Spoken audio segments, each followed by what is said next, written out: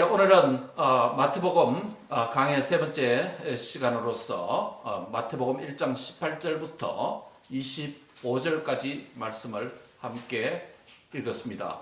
특별히 이 말씀에 보면 주님의 나심 그리고 주님의 이름 지으심 이 내용이 들어있습니다. 그래서 오늘 설교 제목이 예수님의 출생과 이름이라고 하는 이 제목으로 말씀을 함께 상고하고 은혜를 받고자 합니다. 마태복음 1장 18절은 예수 그리스도의 나심은 이러하니라 라고 시작합니다. 여기서 나심, 출생하심이라고 하는 요 헬라어 단어가 게네시스, 헤이 게네시스, 더 제니시스라고 되어 있습니다. 그래서 요 게네시스가 뭐냐면 영어의 제니시스, 창세기, 또 창조라고 하는 말이 여기서 나왔습니다. 그리고 이것은 마태복음 1장 1절에도 나타나는데 예수 그리스도의 계보라라고 1장 1절에 그렇게 되어 있죠. 아브라함과 다윗의 자손 예수 그리스도의 계보라 했을 때 이 계보라는 단어도 헬라어로 보면 게네세오스, 게네시스라는 소유격으로 되어 있습니다. 역시 제니시스라는 단어를 썼습니다. 즉 1장 18절과 1장 1절이 바로 예수 그리스도의 나심, 시작, 출생, 족보, 세계 이런 말로 번역되는데 모두가 동일한 헬라 단어를 사용합니다. 이 단어는 시작이라고 하는 의미도 있습니다.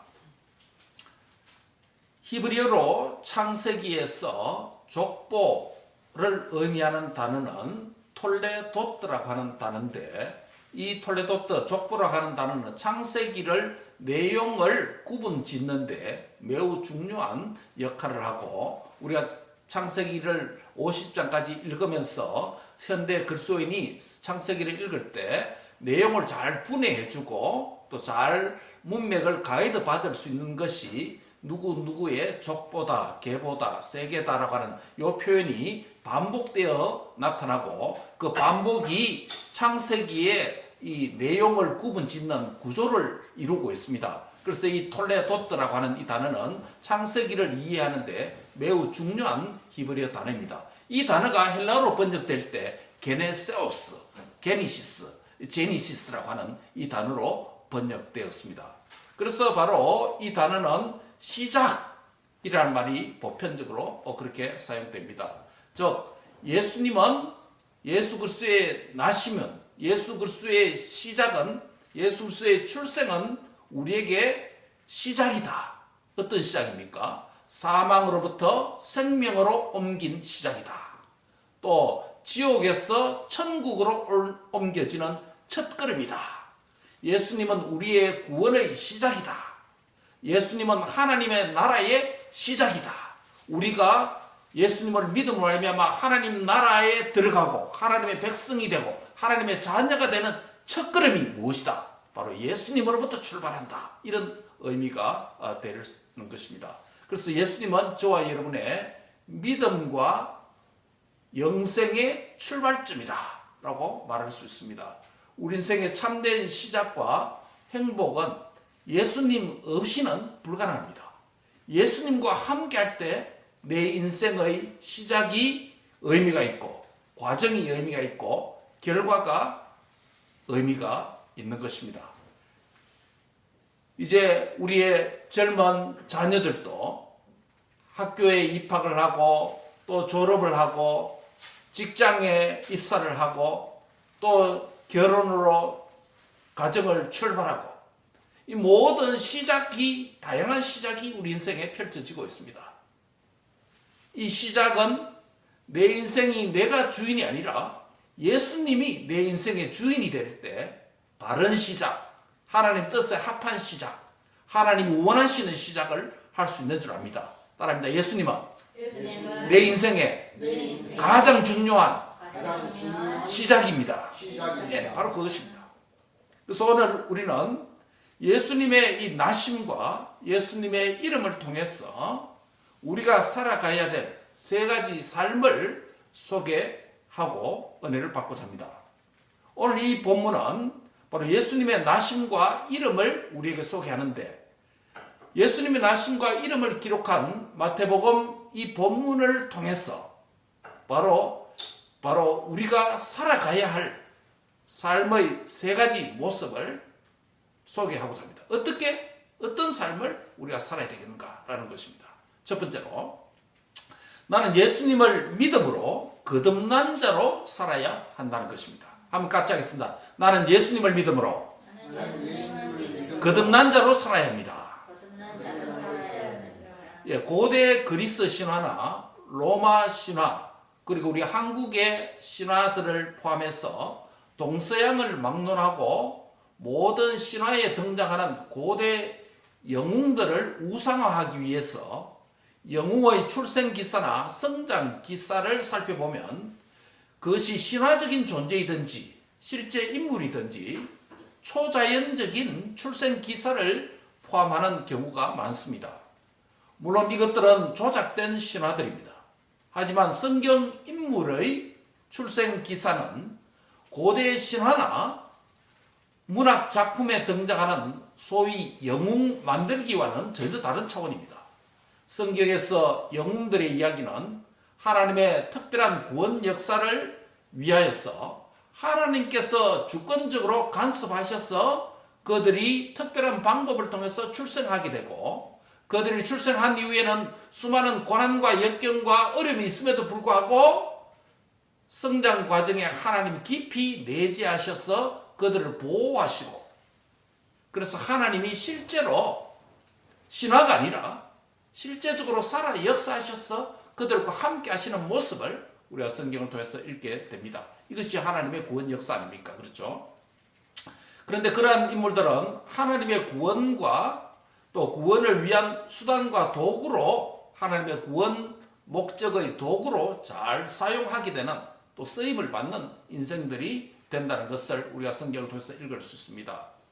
하나님의 구원 역사에 쓰임을 받은 몇몇 사람들의 출생 기사와 성장 기사를 성경을 통해서 살펴보면 하나님이 어떻게 개입하시고 일하시는가를 우리가 보게 됩니다.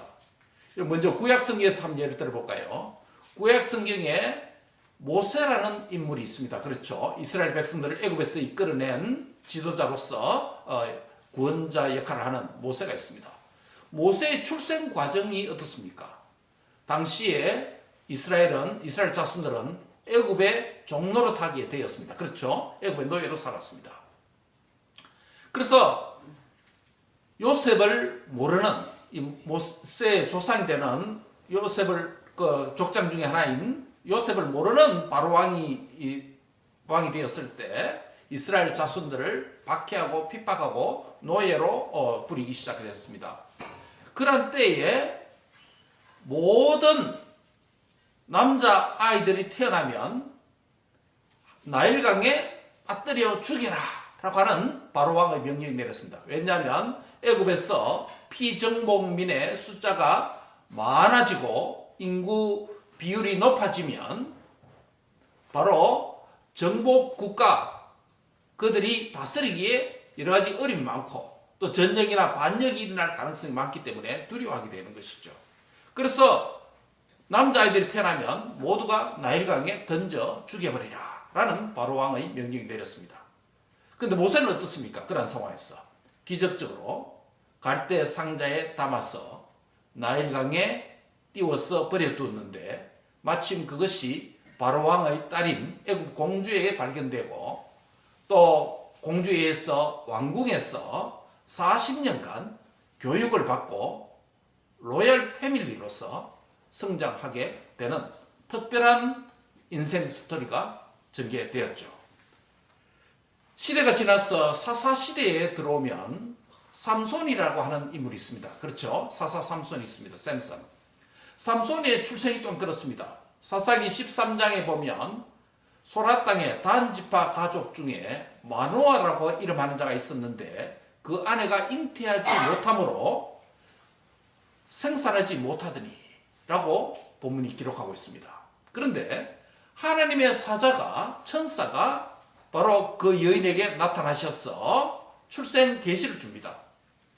보라, 네가 지금 잉태하지 못함으로 생산하지 못하였으나 이제 잉태하여 아들을 낳을 것이다 라고 그 여인에게 수태고지를 했습니다.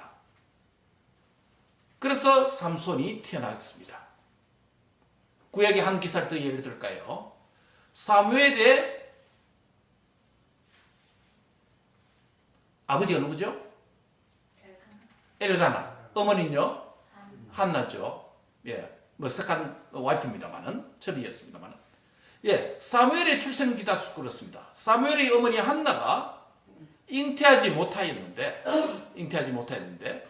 초자연적인 하나님의 간섭으로 잉태하여 사무엘이라고 하는 아들을 낳지 않습니까? 이와 같이 구약 성경에 등장하는 모세, 삼손, 사무엘의 출생 방법과 그들의 성장 과정을 지켜보면 매우 특별한 하나님의 역사와 주권적인 간섭이 있음을 우리가 읽게 되어집니다. 그리고 그 후에 그들의 인생은 어떻게 됩니까? 이스라엘의 가장 위기의 시대 때 하나님의 특별한 도구로서 하나님의 백성을 섬기고 구원하는 그런 인물로 사용되는 것을 우리가 보게 됩니다. 오늘 이 마태복음을 마태가 써서 마태복음 공동체에 내놓을 때 마태복음을 읽는 이 독자들은 누가 대상이라 그랬죠? 주 대상이? 예, 유대인을 대상으로 하고 있습니다. 이러한 모세 이야기나 삼손 이야기나 그리고 누구요? 사무엘 이야기와 같은 독특한 출생 방법과 성장 과정에 대한 구약을 통해서 이미 오리엔테이션 되어 있는 그 사람들에게 예수님의 기적 같은 또 다른 출생 기사를 소개할 때 이것은 전혀 신화적인 내용이 아니라 얼마든지 있을 수 있는 사실이고 내용이다 라는 것으로 그들이 이해할 수 있었던 것입니다. 그래서 구약 역사는 갑자기 시작되고 일어난 사건이 아닙니다. 하나님께서 오래전부터 계획하시고 구원 역사를 진행시키시고 그 역사를 선지자와 모세와 또 다양한 인물을 통해서 구약 성경을 기록해서 하나님의 백성들에게 읽혀지고 들려졌던 것입니다.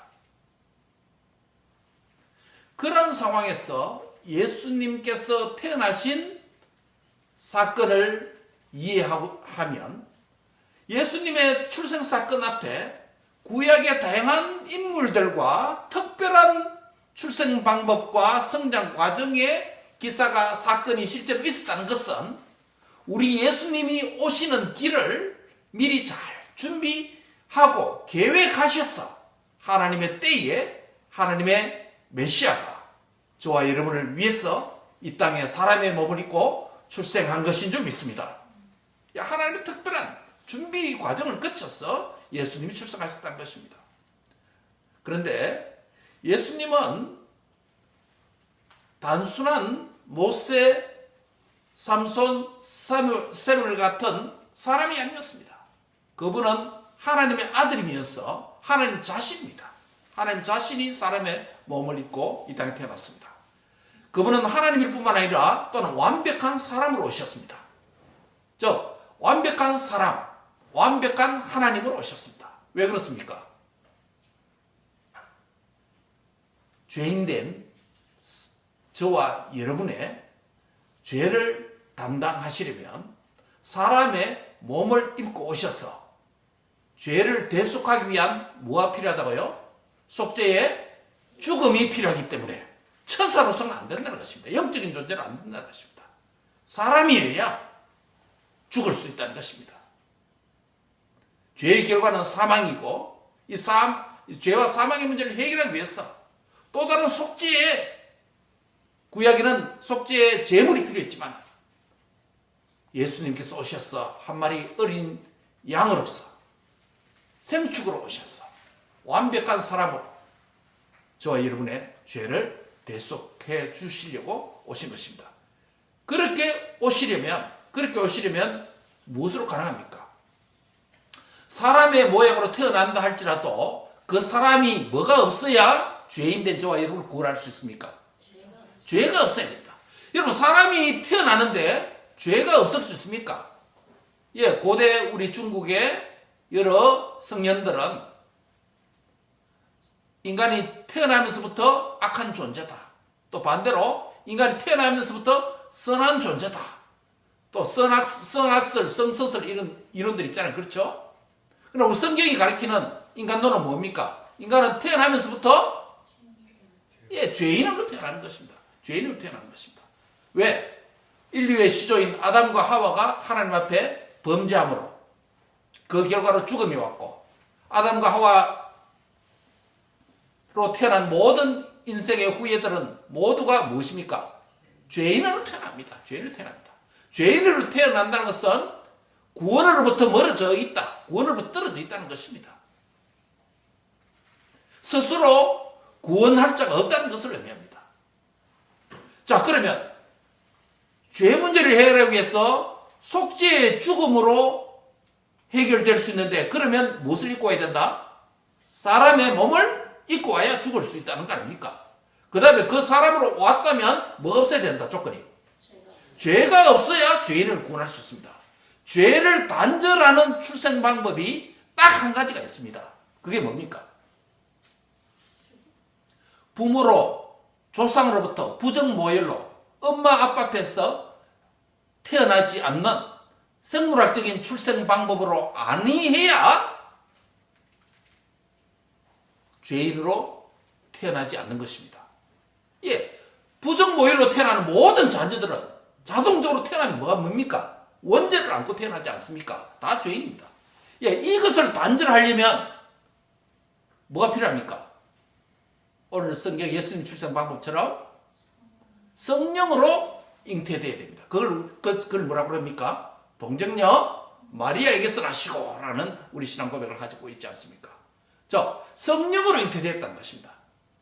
요셉과 마리아 사이에서 부정모의로 태어나는 것이 아니라 죄 없는 인간으로 오려면, 원죄를 단절하려면, 죄인들을 구원하려고 하는 죄 없는 자가 오려면 조건이 뭐가 필요하다고요? 원죄를 단절할 수 있는 출생 방법이어야 된다. 그 방법이 뭐라고요? 성령으로 동정녀 마리아를 통해서 태어나는 방식이다라는 것입니다. 이게 저와 여러분을 향한 성육신의 은혜고 하나님의 탁월한 지혜입니다. 만약에 예수님이 요셉과 마리아 사이에서 태어났다면, 그리고 나중에 그를 하나님의 아들이라고 칭송을 한다면 큰 모순에 빠집니다. 뭘 안고 태어났다? 결국은 죄를 안고 태어난 자는 다른 사람을 구원할 수가 없습니다. 자기도 구원하지 못하는데. 그래서 바로 예수님이 성령으로 잉태되었다라는 말씀을 하고 있습니다. 자, 그러면 성령으로 잉태하신 동정녀를 통해서 성육신하신 예수님과 오늘 여기에 앉아있는 이 말씀을 듣는 저와 여러분과 무슨 관련이 있습니까? 2000년 전에 예수님이 예루살렘 땅에서 성육신하신 사건과 2000년 후에 미국이 이 땅에 서 있는 저와 여러분이 무슨 상관이 있습니까? 예수님은 저와 여러분의 죄를 담당하시고 죄 없는 사람으로 오시고 거룩하신 하나님으로 잉태되고 오셔서 저와 여러분의 죄를 친히 담당하시고 십자가에서 대속의 죽음을 죽어주셨습니다. 죄사함을 받기 위해서는 죽음이 필요하다 그랬죠. 바로 죄 없는 자의 죽음, 곧 하나님의 아들의 죽음을 통해서 저와 여러분이 죄사함을 받은 줄 믿습니다. 예수님을 믿음으로 말미암아 우리는 거듭난다라는 표현을 씁니다. 거듭난다 한자로 쓰면 뭡니까? 중생, 거듭중자, 그렇죠? 중생이라고 합니다. 영어로 뭐라고 말합니까? born again이라고 말합니다. 거듭난다. 예수님 당시에 이 중생이라는 개념을 이해하지 못한 한 사람이 있었습니다. 누굽니까? 니고데모라는 사람이 있습니다. 산헤드린 공회 의원으로서 상당한 지식인이었습니다. 이 중생의 개념을 이해하지 못해서 예수님에게 질문했습니다. 우리가 다시 어머니 뱃속에 들어갔다가 다시 태어나야 됩니까? 라고 질문했습니다. 중생이라는 단어가 그때 처음 사용되었기 때문에 그럴 수도 있겠습니다. 계시가 많이 전진되어서 신약 성경이 기록되어서 이 계시를 바탕으로 우리가 생각할 때 중생이 무엇입니까? 어떻게 하면 중생할 수 있습니까? 예수님을 믿음으로 말미암아 중생합니다. 거듭납니다. 이 말은 우리가 육체로 다시 태어난다는 말이 절대 아니죠. 예수님을 믿음으로 말미암아 하나님의 자녀로, 사망에 속한 자가 생명으로 옮기고, 마귀에 속한 자가 예수님께로 옮기고, 지옥에 속한 자가 천국에 옮겨지는 이런 자로 저와 여러분이 예수님 안에서 거듭난 줄 믿습니다. 그래서 하나님이 저와 여러분의 아버지가 되시고 저와 여러분은 하나님의 자녀가 된 줄 믿습니다. 예. 내가 곧 길이요 진리요 생명이니 나로 말미암지 않고는 아버지께로 올 자가 없느니라. 예수님이 유일한 길이고 유일한 진리고 유일한 생명이기 때문에 예수님을 믿음을 통해서 아버지께로 갈 수 있는, 거듭나서 영원한 천국에 들어갈 수 있는 유일한 길이 누구다? 예수님이다. 예수님은 우리 믿음의 영생의 시작이라는 것입니다. 이 자리에 앉은 형제 자매들 가운데 아직도 예수님을 인격적으로 만나지 못한 분이 혹 있을까요?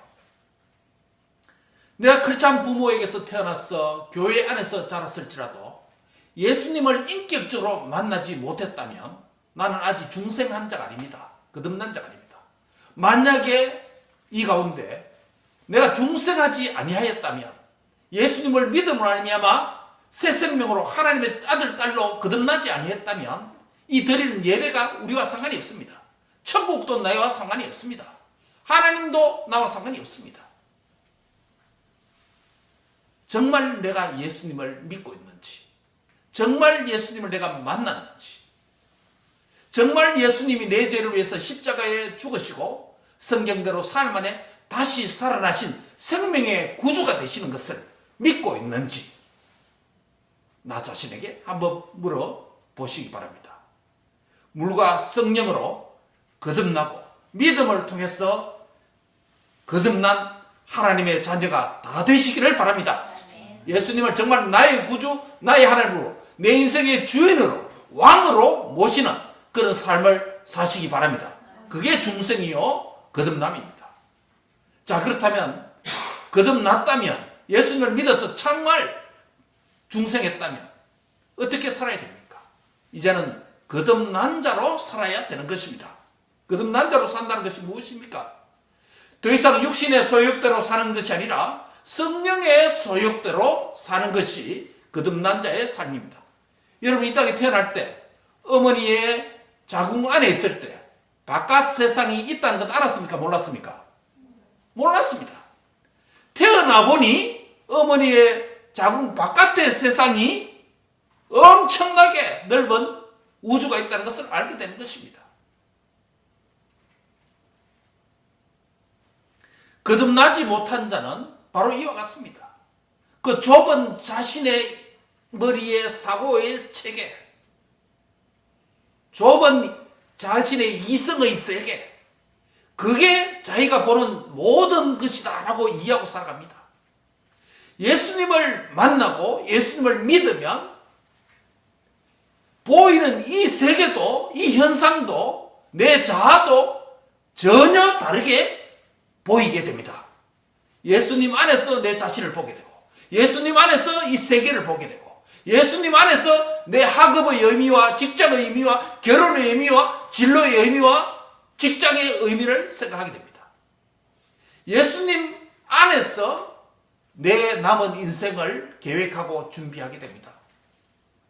바로 예수님을 만남으로, 믿음으로 거듭났다면 이제는 더 이상 중생하기 이전의 어머니 뱃속에 써 있는 그런 좁은 세계관이나 가치관과 세속적으로 사는 것이 아니라 예수님을 만난 이후에는 천국 백성으로서 새로운 영적 세계와 영원한 세계가 우리에게 열린 그런 은혜를 체험한 자들은, 그것을 나의 간정이요 라고 찬송하는 자들은 바로 거듭난 자답게 하나님의 뜻대로, 육신의 소욕대로 아니라 성령의 소욕대로 살아가는 그런 은혜가 있기를 축원합니다.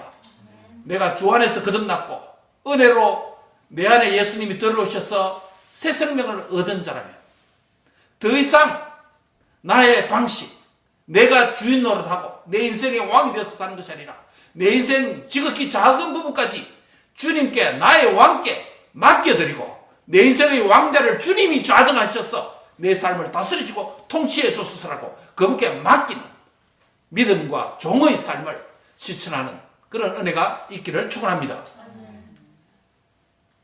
오늘 우리는 첫 번째로 어떤 삶을 살아야 되는가? 첫 번째 뭐라고요? 거듭난 자로 살아야 된다 말씀을 드렸습니다. 두 번째는 나는 하나님의 뜻에 순종하는 의로운 삶을 살아야 된다. 따라하겠습니다. 나는 하나님의 뜻에 순종하는 의로운 삶을 살아야 합니다. 마리아와 약혼 사이였던 요셉은 마리아가 잉태한 사실을 알게 되었습니다. 그 사실을 드러내지 않고 가만히 어떻게 했다고요? 끊고자 했다라고 본문이 기록하고 있습니다. 여기서 끊는다는 의미는 그 잉태한 아이를 낙태시킨다는 의미가 아닙니다. 무슨 의미죠? 약혼자를 내어 보냄으로 헤어진다는 것을 의미합니다. 즉 약혼 관계를 해제하고 끊는다는 의미입니다. 왜 그렇습니까?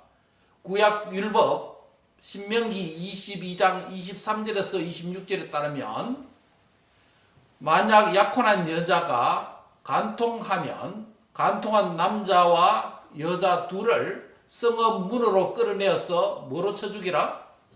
돌로 쳐 죽이라고 하는 신명기 율법의 말씀이 있습니다.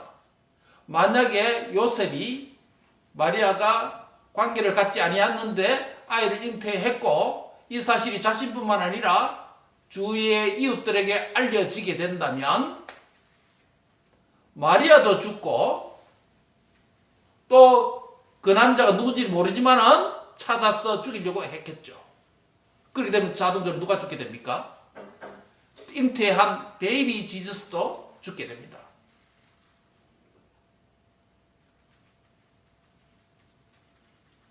하나님의 구원 역사에 예수님에 대한 첫 번째 위기가 바로 이것입니다.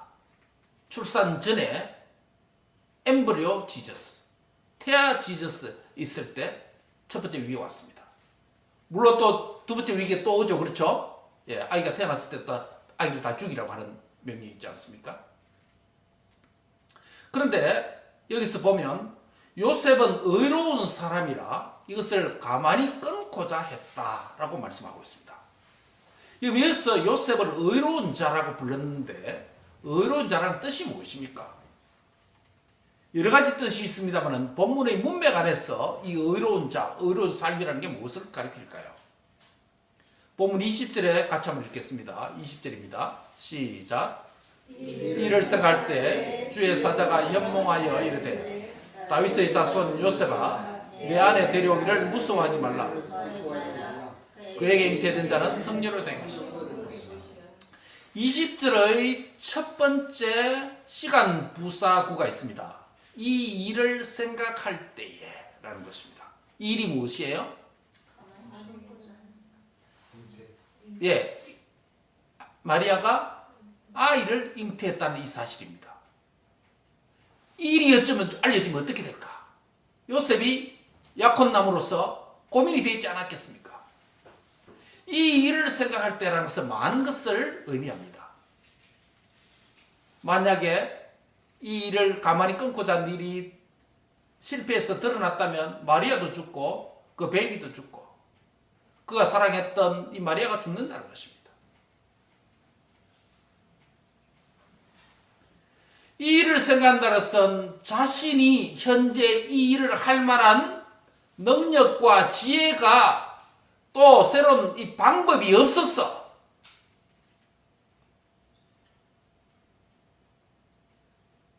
약혼녀 마리아를 죽여야 되는, 죽음에 내놓아야 되는 그런 위기를 맞이했다는 것입니다. 이것은 단순한 고민을 했다는 그 이상의 의미입니다.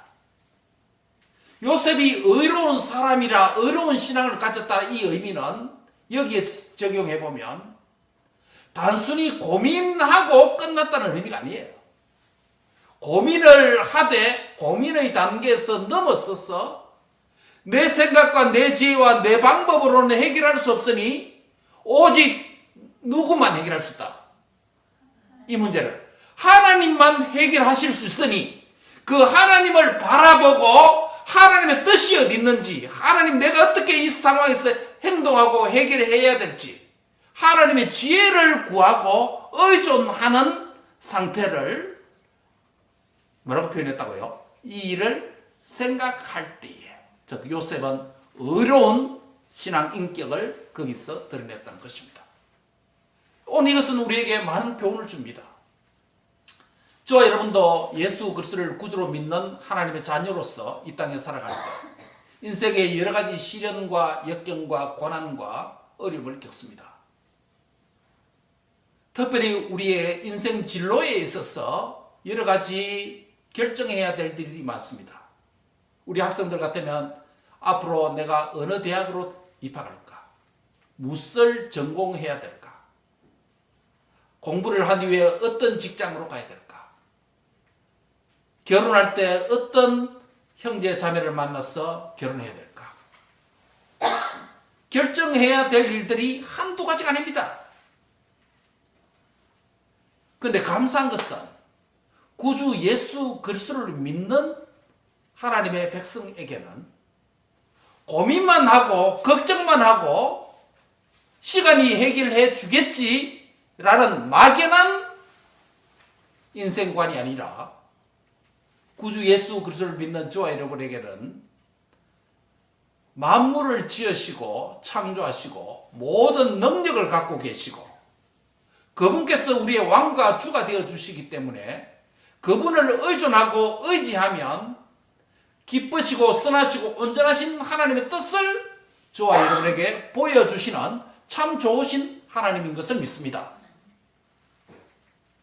그러므로 인생에 문제가 생길 때마다 내 스스로 고민하는 거기서 끝나면 안 됩니다.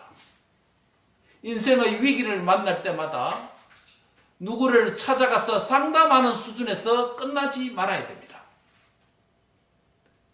인생의 어려움을 겪을 때마다 경험 많은 멘토를 찾아가는 것도 중요하지만 그것이 전부가 되지 말아야 됩니다. 그것만 한다면 여러분은 가장 중요한 것을 여러분 인생에서 놓치고 있습니다. 가장 중요한 것이 무엇이죠?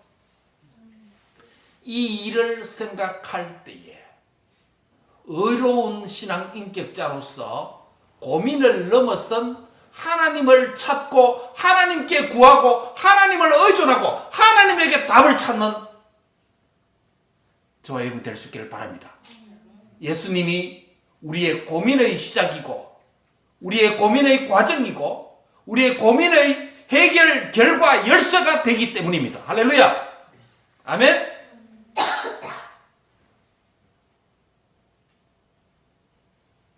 두 번째로 의로운 사람이란 뜻이 무엇입니까? 첫 번째는 뭐라고요? 하나님의 뜻을 구하는 삶이 의로운 삶입니다. 두 번째는요, 의로운 삶은 하나님의 말씀에 순종하는 삶입니다. 24절에 한번 보세요. 무슨 말씀이 있습니까? 요셉이 주의 사자의 분부대로 뭐 했다? 행했다. 순종했다는 것입니다. 주신 말씀을 다 순종했다는 것입니다. 22절에 보면 이 모든 일이 된 것은 주께서 선지자로 하신 말씀을 뭐한다? 이루려 함이라. 여러분 플레일로라고 하는 이루려 하신 이 단어가 마태복음 12번 나온다 그랬죠. 첫 번 나왔습니다. 구약 성경의 모든 예언이 예수님과 그 사역을 통해서 이루어졌다라는 것을 보여주죠. 어떤 방식으로요? 첫 번째 이루려 함이라는 이 말씀은 어떤 방식으로 이루어졌다고요? 요셉이 하나님 앞에 하나님 뜻을 찾고 구할 때 응답해 주심으로 결국 이 과정이 하나님의 뜻을 이루는 과정으로 요셉이 쓰임을 받았다라는 것입니다. 그렇기 때문에 요셉을 뭐라고 부를 수 있습니까? 그는 의로운 사람이다 라고 말할 수 있습니다. 사랑하는 성도 여러분, 인생의 걱정거리, 장애물, 위기를 만날 때 저와 여러분은 단순한 위기가 아니라 하나님의 거룩하신 뜻이 이루어지는 좋은 opportunity, 기회라는 것을 깨달으시기 바랍니다. 그 고민 때문에 하나님을 찾는 은혜가 있기를 바랍니다. 하나님께 응답받아서 그 말씀을 순종함으로 내 인생을 향한 하나님의 뜻을 이루어 드리는 멋진 인생이 되기를 축복합니다. 마지막 세 번째입니다. 나는 어떤 삶을 살아야 됩니까? 나는 임마누엘의 약속을 모든 삶에서 누려야 합니다. 같이 하겠습니다. 나는 임마누엘의 약속을 모든 삶에서 누려야 합니다. 예수님이 태어나는데 그 이름을 뭐라고 했습니까? 어떻게 이름을 지으라고 했습니까? 천사가? 예수라 하라 라고 했습니다. 그 예수라는 뜻이 뭐라고요? 자기 죄에서 구원할 자다 라는 것입니다. 즉 예수님은 단순한 사람이 아니라 하나님의 아들로 오신 저와 여러분의 구원자로 오셨다는 것이죠. 예수라는 말이 구약에 같은 이름이 뭐가 있죠? 요수아, 또요 호세아도 예수아입니다. 그게 헬라어로 번역하면 예수아가 됩니다. 그게 예수입니다. 뜻이 뭐라고요? 구원자라는 뜻입니다. 구원자라는 뜻입니다. 근데 그 구원자가 한 번 딱 구원해주고 끝난 것이 아니라 그 하나님은 어떤 분이라고요? 임마누엘 하십니다. 임마누엘 뜻이 뭐라고요? 하나님이 우리와 함께 하신다는 뜻 아닙니까? 이 최초의 임마누엘 약속이 누구에게 주어졌습니까? 이사야 7장에서 유다 왕에게 북이스라엘과 아람이 연합해서 유다를 친다라고 했을 때 벌벌벌 떨고 있는 그 왕에게 누가 찾아옵니까? 이사야 선지자가 찾아오죠. 그래서 약속합니다. 그 왕이 국제 정세, 외교, 국방 활동을 통해서 다른 나라와 조인해서 연합해서 대적을 맞서려고 다 준비해놨습니다. 전쟁이 일어나면 급수, 물 공급이 부족하니까 지하 급수로까지 다 만들어놨습니다. 즉 전쟁 준비를 잘 했다는 것입니다. 외교적으로, 국방적으로, 또 실제적으로 전쟁이 일어나는 모든 준비를 다 해놨습니다. 그런데 이사야가 와서 그에게 와서 하나님을 의지해라. 하나님을 의지하면 하나님께서 이 문제 해결한다 라고 말을 했는데도 그가 그 말을 들었습니까? 안 들었습니까? 예? 그 왕 이름이 누구죠? 유다왕 아하스라는 왕입니다. 유다왕 아하스에게 이사야 선지자가 와서 북쪽의 아람왕 르신과 뭡니까? 아람왕 르신과 이스라엘 왕 베가가 연합군을 이루어서 남쪽 유다를 친다고 했을 때 전쟁 준비를 자기가 지혜를 외교 활동, 국방 활동 통해서 다 준비해놨기 때문에 굳이 하나님을 의지할 필요가 없다 이렇게 생각한 것 같아요.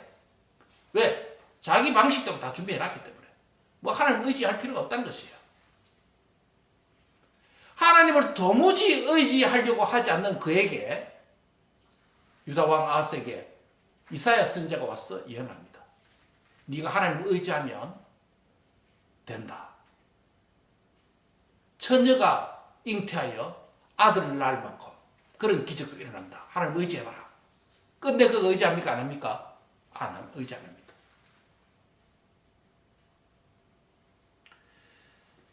예수님이 태어나기 전에 800년 전에 700년에서 800년 전에 이사야 선지자가 유다왕 아하스에게 임마누엘이라고 하는 이 예언을 주었어요. 그 당시에 그가 의지했다면 하나님의 도움을 받았을 것입니다. 예수님이 태어나실 직전에 예수님의 이름이 뭐라고요? 임마누엘, 하나님 우리와 함께 하신다는 겁니까? 여러분, 하나님 우리와 함께 하신다는 걸 믿습니까? 안 믿으면 그것이 안 믿는 자에게 은혜와 유익이 안 됩니다. 유다왕 아하스에게 임마누엘 믿으라고 아무리 믿으라고 이런 기적도 일어날 수 있다고 믿으라고 했는데 안 믿었습니다. 하나님 의지 안 했습니다. 오늘 현대인과 똑같습니다. 네 잔머리 좀 굴리지 말고 하나님 좀 의지해라. 네 경험 좀 의지하지 말고 하나님 말씀 제대로 믿어라. 너의 많은 지식, 경험 그것 가지고 살려고 하지 말고 탁월하신 하나님의 지혜를 의지하고 살아라. 하나님께서 말씀도 우리에게 주시는 메시지가 늘 이거예요. 왜? 하나님이 임마누엘 우리와 함께 하시기 때문에 하나님의 도움과 하나님 지혜와 하나님 능력으로 우리가 할 수 있다. 아멘. 그런데 도무지 안 믿으니까 하는 거예요. 유다왕 아하스처럼.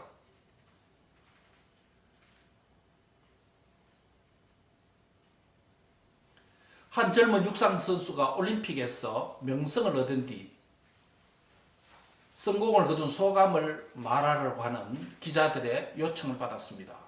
그런데 이렇게 말합니다.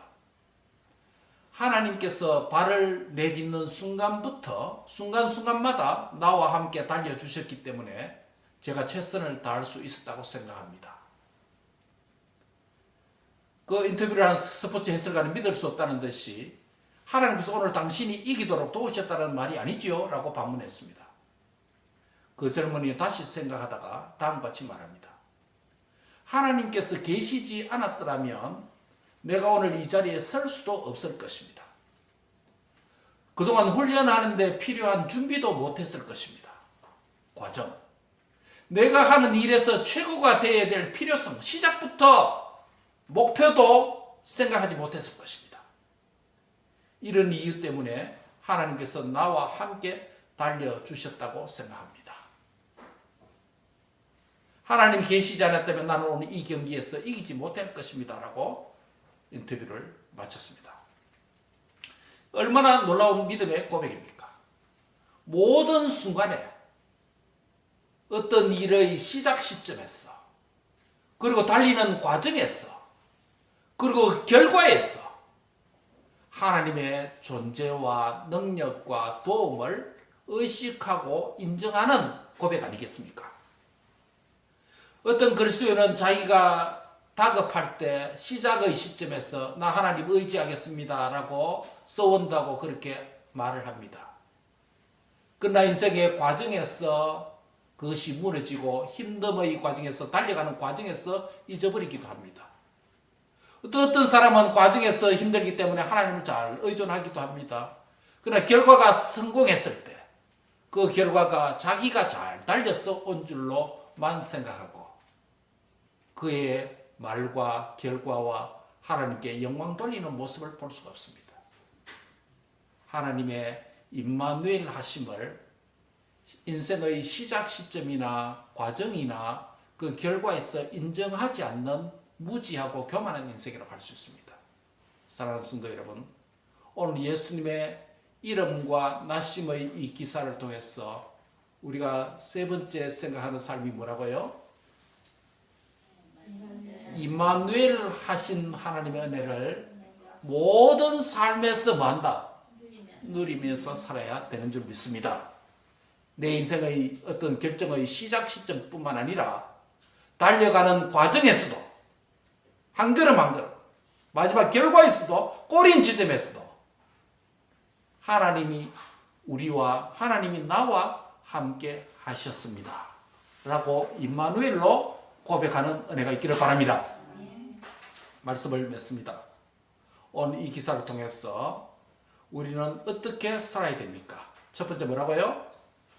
예수님을 믿음으로 거듭난 자로 살아야 된다. 거듭난 자답게 살아야 된다. 두 번째는요, 하나님의 뜻에 순종하는 의로운 자로 살아야 된다. 의로운 삶을 살아야 된다. 무엇이 의로운 들이라 그랬죠? 하나님의 뜻을 찾고 순종하는 것. 세 번째는요, 임마누엘의 약속을 모든 삶에서 누려야 된다. 매 순간순간 누려야 된다. 그 운동선수가 출발 시점부터 훈련하는 과정에 달리는 과정에 결과에서도 하나님을 의식하고 임마누엘 한 것처럼 그렇게 살았다. 사랑하는 성도 여러분, 그리고 이게 젊은 청년 여러분, 우리의 인생이 작은 마라톤 코스와 같습니다. 인생의 시작 시점에서 출발 시점에서도 하나님이 주신 거룩한 목표를 세울 때도 임마누엘 하나님이 나와 함께 하심으로 선한 목표와 방향이 먼저 설정되기를 바랍니다. 달려가는 과정에서도 한 걸음 한 걸음 호흡을 하면서 한 걸음 한 걸음 내디딜 때마다 임마누엘 하신 하나님의 은총을 의지하시기 바랍니다. 마지막에 꼬린 지점에서도 하나님이 지금까지 나와 함께 다니셨구나. 여기까지 도와주셨구나. 하나님께 모든 영광을 돌려드리기를 축복합니다. 다음 주는 땡스기빙 선대입니다. 우리는 대강절 감사, 그 다음 주에 있는 대강절 감사를 1년간의 감사주일로 지킵니다만은 다음 주는 문화적으로, 미국 문화적으로 우리가 감사 주간입니다. 어쨌든 한 해 동안 시작 시점부터 과정에서 결과에 이르기까지 여기까지 하나님이 임마누엘 하심으로 내가 여기까지 올 수 있었다 라고 하나님께 영광의 감사의 예배를 드릴 뿐만 아니라 이 기쁨을, 이 감격을 나의 사랑하는 가족, 이웃, 친지들 초대해서 함께 나누고 누리는 축복된 시간이 되기를 주의 이름으로 축원합니다. 기도하겠습니다. 거룩하신 하나님 감사합니다. 임마누엘 하신 하나님이 나의 주가 되어 주심을 감사합니다. 예수님을 믿음으로 말미암아 거듭난 자가 되게 해주시니 할렐루야 영광의 찬송을 드립니다. 이제는 하나님 앞에 순종하고 의지하는 의로운 삶을 살게 해 주옵소서. 매 순간 인생의 모든 걸음마다 나와 함께 하시는 임마누엘의 하나님과 동행하는 자로 살게 해 주옵소서. 예수님의 이름으로 감사하며 기도합니다. 아멘.